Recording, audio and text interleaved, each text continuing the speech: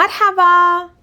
اليوم بهيدا الفيديو رح نحكي عن فعل صار، لأنه في كتير منكن بحسوا صعب وفي كذا حدا طلب مني أعمل فيديو عن هيدا الموضوع، بس لأنه هيدا الفعل في له كتير معاني ونحن بنستعمله بأكتر من طريقة، ما رح أقدر أحكي اليوم عن كل شي، فرح خبركن بس عن معنيين لهيدا الفعل. بس أكيد رح أعمل فيديو تاني لنحكي عن المعاني التانية. أنا مها وهيدي التشانل لكل الأشخاص يلي عم يتعلموا عربي وبيحبوا يسمعوا شي بالعربي باللهجة اللبنانية. يلا جاهزين؟ خلينا نبلش.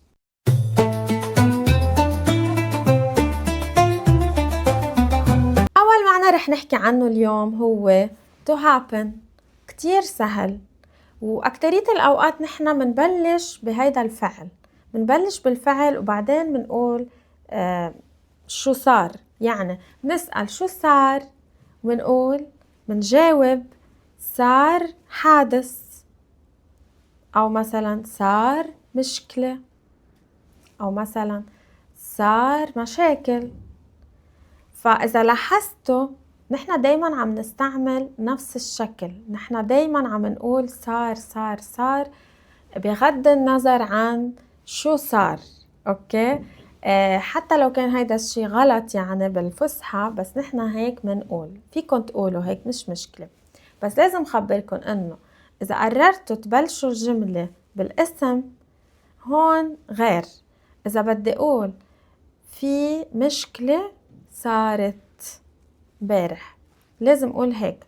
اذا بدي بلش بكلمة مشكلة بالاسم لازم استعمل الشكل الصح تبع الفعل، لازم اقول في مشكلة كبيرة صارت امبارح. هلأ رح اعطيكم شوية امثلة لتقدروا تفهموا اكتر كيف عم نستعمل هيدا الفعل. فينا نسأل شو صار، وفينا نجاوب صار معي مشكلة، صار معي شي حلو اليوم، أو فينا نقول صار معي شي غريب اليوم. نحنا دايما بلبنان بنسأل بعض سؤال شو صار معك؟ شو صار معك بالنسبة لموضوع الشغل؟ اوكي، يعني أنا خبرني شو في شي جديد، شو صار معك بالنسبة لموضوع الشغل؟ يعني أنا بعرف مثلا إنه هيدا الشخص عم بفتش على شغل، كل يوم عم بيعمل مقابلة، فأنا بسأله شو صار معك بهيدا الموضوع؟ أو إنه صار شي جديد بالنسبة للشغل. دايما نسأل بعض هيدا السؤال إذا بدنا نعرف شو المستجدات، يعني شو الاشياء يلي صارت، الاشياء الجديدة يلي صارت. اوكي، اكيد هيدا الفعل مش بس فينا نستعمله بالماضي. اذا بدي احكي عن هلأ مثلا انا بقدر اقول شو عم بيصير، شو عم بيصير، شو عم بيصير هلأ. مثلا في اسأل شو رح يصير، شو رح يصير بكرة. نحن دايما بنقول اكيد بلبنان وبغير لبنان ما حدا بيعرف شو رح يصير، ما حدا بيعرف شو رح يصير، كرمال هيك لازم نحنا هلأ نعمل شي.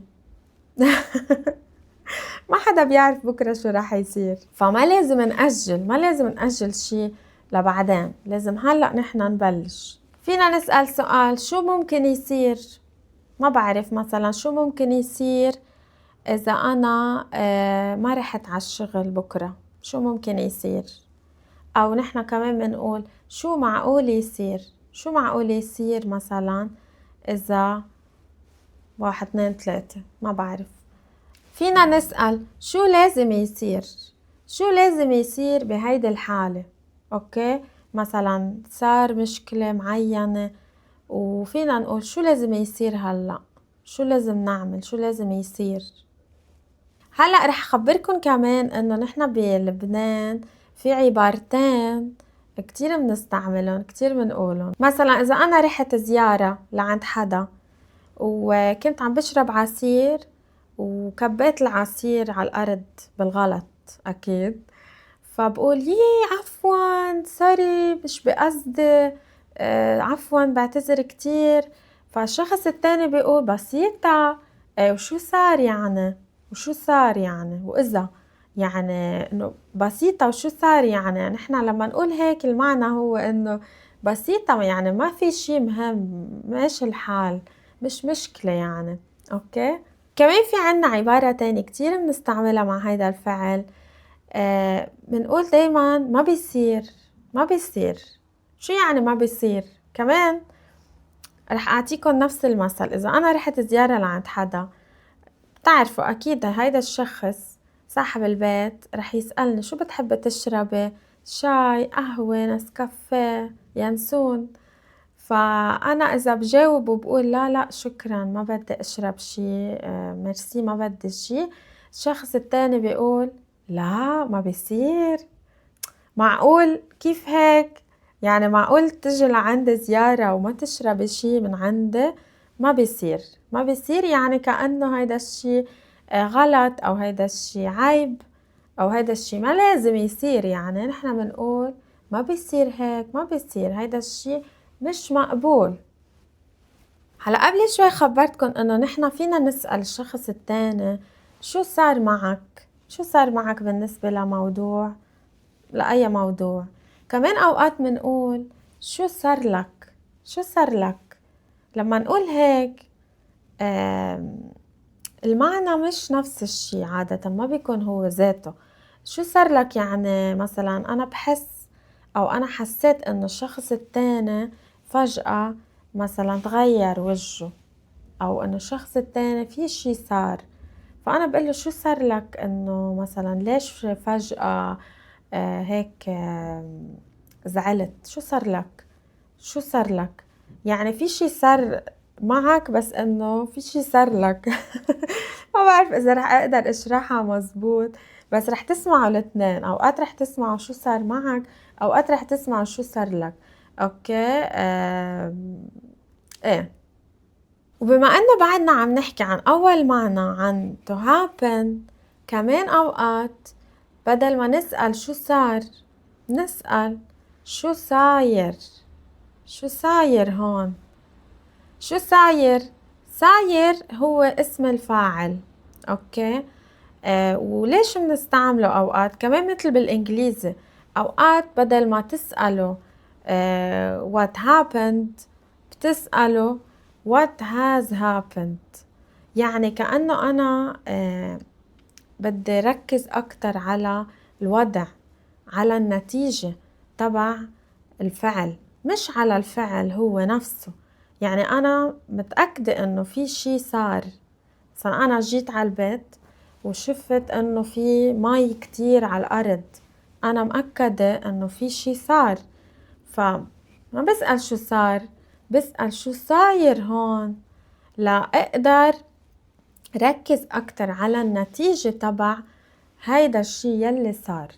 ما بعرف إذا فهمتوا الفكرة، بس نحنا هيك بنستعمل أوقات الparticiples يعني اسم الفاعل إذا بدنا نركز أكتر على الوضع وعلى النتيجة تبع الفعل أكتر من الفعل نفسه. كتير منقول شو صاير هون، شو صاير، يعني كأنه أنا عم بسأل إنه ليش هيك الوضع هون. أوكي يعني مثل كأنه أنا عم بركز على النتيجة ومش مهم شو صار، مهم إنه ليش، أو إنه المهم شو بدنا نعمل هلأ يعني بهيدي المشكلة، شو صاير. كرمال هيك بنقدر نستعمل نفس الشي مع الأشخاص. نحنا دايما بنحكي مع بعض وبنقول شو صاير لك. لما أسأل هالشخص التاني وقله شو صاير لك، كأنه أنا ما عم بقله إنه عن جد شو صار، أو إنه أنا ما كتير بهمني شو صار، أنا بهمني النتيجة، وبهمني أقول للشخص التاني إنه أنت ليش هيك هلأ، ليش هيك، ليش تغيرت، وليش هيك أنت هلأ صرت يعني بالنتيجة، إنه أنت ليش هيك هلأ، شو صاير لك يعني. هيدي هي الفكرة. ما بعرف إذا فهمتوها، بس هيك نحنا بنستعمل هيدا الفعل. تاني معنى رح نحكي عنه اليوم هو to become. ولأنه فينا نستعمل هيدا الفعل مع كل الأشخاص، كل الناس، أنا أنت هو هن، رح أقدر لاقي هيدا الفعل بكل الأشكال. أول شي رح أعطيكم أمثلة عن المضارع أو الحاضر، ورح نشوف كيف بنستعمل هيدا الفعل. مثلا لما خلص جامعة هيدي السنة ولما اتخرج أنا رح صير دكتورة. أنا رح صير دكتورة. أو في يقول كمان إنه لما خلص جامعة هالسنة أنا بصير دكتورة. أنا بصير دكتورة يعني هيدا الشي أنا متأكدة منه. في يقول أنا بصير دكتورة هيدا السنة. أوكي. هلأ إذا عم نحكي عن شخص تاني مثلا خيي، في يقول خيي لما يكون تعبان هو بيصير شخص تاني. هو بيصير شخص تاني. اوكي. هو بيصير لما يكون تعبان بيصير واحد تاني. يعني هو بيتغير، هو بيتصرف بطريقة مختلفة. اوكي. يمكن بعصب بسرعة هيك شي. هذا هو المعنى. خلينا نشوف مثل تاني. الإنسان لما يمرق بظروف صعبة بيصير شخص أقوى. بيصير شخص أقوى. كل إنسان لما يمرق بمشاكل وبظروف صعبة وهيك شي بيصير شخص قوي. بيصير شخص أقوى. في كتير ناس بيسألوا الأولاد صغار مثلا ابني، إذا أي شخص بده يسأل ابني سؤال بيقول شو بدك تصير لما تكبر؟ انت شو بدك تصير لما تكبر؟ يعني شو بدك تشتغل؟ شو بدك تكون؟ شو بدك تصير لما تكبر؟ رح نشوف بعد مثل أخير. هي ما بدها تصير مثل أمها. هي ما بدها تصير مثل أمها. هي بدها تعمل شي تاني. ما بدها تصير مثل أمها، وما بدها تعيش نفس الشي مثل أمها، أو ما بدها تشتغل نفس الشغل. يعني المعنى مش واضح هون، بس بظن أنتو فهمتوا. هلأ رح نحكي عن الماضي. الماضي مثلا أنا صرت أم من 5 سنين. أنا صرت أم من 5 سنين. قبل أنا ما كنت أم، ومن 5 سنين صرت أم. يعني باللبناني نحن بنقول جبت ولد. جبت ولد يعني ولدت. إذا بدنا نحكي عن حدا تاني مثلا رفيقتي بعد ما عملت العملية صارت وحدة تانية. رفيقتي هي يعني بعد ما عملت العملية صارت وحدة تانية، يعني صارت شخص تاني. يعني هي تغيرت كتير بعد العملية. آخر مثل رح نحكي عنه هو نحنا صرنا مثل الأهل. نحنا صرنا مثل الأهل يعني شو؟ يعني نحنا صرنا كتير قراب من بعض وصرنا مثل عيلة، مثل عيلة وحدة. رح زيد كمان بعد مثل فينا نقول أنا صرت مديرة. أنا صرت مديرة بالشغل. يعني أخذت ترقية، ترقيت بالشغل، وهلأ صرت مديرة. هول هن المعنيين يلي كان بدي أخبركن عنهم لفعل صار. وأكيد رح أعمل فيديو تاني قريبا كتير لأخبركن عن المعاني التانية تبع هيدا الفعل. إن شاء الله تكونوا فهمتوا أكتر كيف بنستعمل هيدا الفعل. بليز خبرونا إذا عندكن أي أسئلة، اكتبولي بالتعليقات. وقبل ما أروح أكيد بدي أقول ميرسي لكل يلي عم بيدعمونا على باتريون وعلى يوتيوب.